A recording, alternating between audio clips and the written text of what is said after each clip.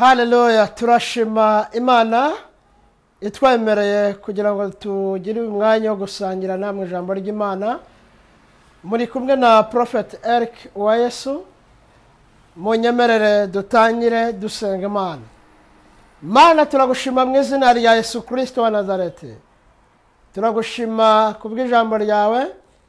Ijambo ryawe rituruta ubukuru. Ijambo ryawe ryabayeho tutarabaho.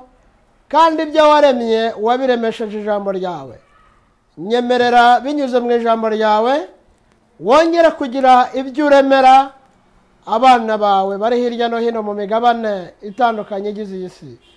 Kandi umwuka wawe aherekeza iri jambo kugira ngo arisohoreshe umwete waryo. Urakoze kubana natwe mu izina rya Yesu. Amen.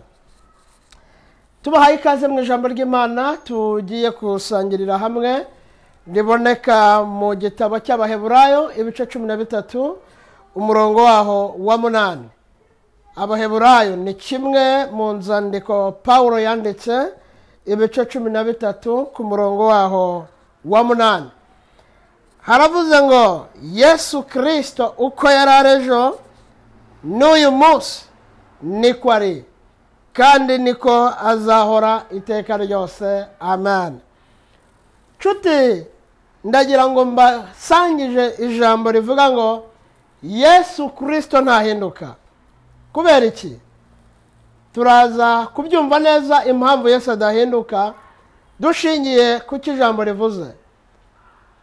Banje guha ikaze abantu bari hirya no hino, by'umwihariko Abanyarwanda ndetse n'Abarundi n'abandi batandukanye mu migabane itandukanye igize iyi si.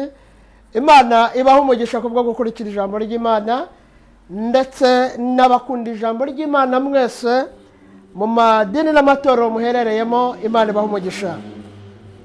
Ijambo riratubwiye ngo Yesu Kristo uko yararejo n'uyu munsi niko ari kandi niko azahora iteka ryose. Kubera iki? Iyo tuvuga ko Yesu adahinduka, tuba tuvuga ko imbaraga yari afite mu gihe yazuraga Lazaro wari umaze iminsi ine mu gituro, tuba tuvuga ko izo mbaraga zitahindutse. Tuba tuvuga kandi uburyo yiyerekanye mu nyanja ya Tiberiya, tuba tuvuga ko izo mbaraga zigihari.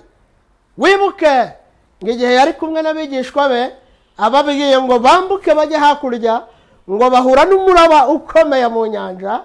Ubwo Yesu yari asinziriye, ariko ngo abigishwa babonye ko bagiye gupfa babwira mwigisha, baramubwira bati mwigisha, ese ntutwitaye ko tugiye gupfa? Bibiliya ivuga ikintu gikomeye ngo nuko abyutse acyaha umuyaga ngo uratuza, ishuheri iratuza, ngo batangazwa n'ibibaye, baravuga ngo mbese uyu ni muntu ki? Haleluya! Utegeka umuraba wo mu nyanja ukamwumvira.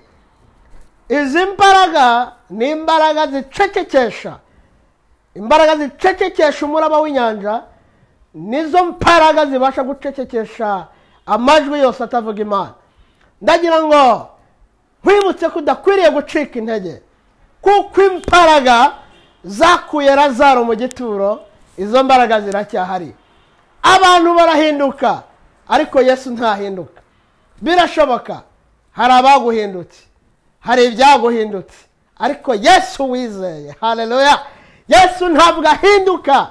Naho isi yahinduka, abantu bagahinduka, ariko Yesu ntazigera ahinduka. Nshuti, ndashaka kukwibutira ijambo.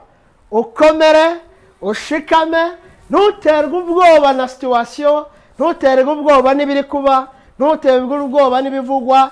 Yesu Kristo ntahinduka. Izere Yesu, wizere Imana, ubundi uzabona gukomera kwa Yesu. Imana iguha umugisha muri iri jambo, wizera ko Yesu adahinduka. Imbaraga z'Imana zigukoreho kugira ngo zihindure ibyakabaye biguhindura, ahubwo zihindura ubuzima bwawe, kandi wizere Yesu kuko ashobora byose. Imana yo mu ijuru ibaho umugisha. Mwari kumwe na Prophet Eric Uwayesu. Murakoze cyane.